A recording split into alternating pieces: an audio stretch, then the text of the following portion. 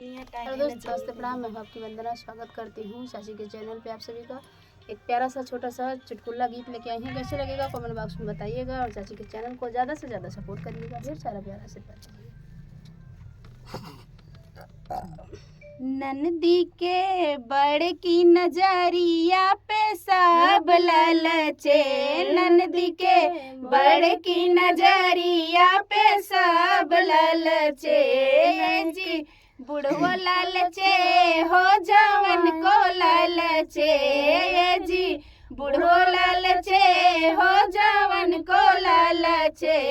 इनकी बड़ की नजरिया पे सब ललचे, इनके बड़ की नजरिया पे सब ललचे।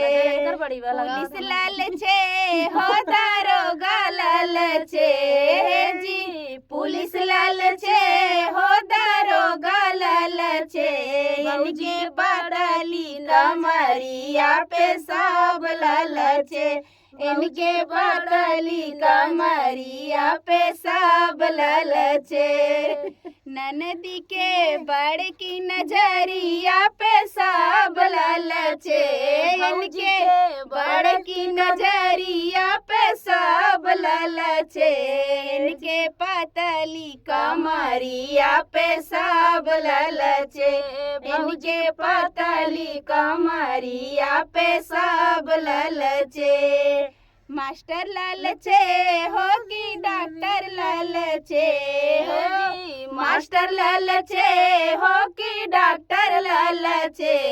इनके पतली कमरिया पे सब लालचे, इनके पतली कमरिया पे सब लालचे।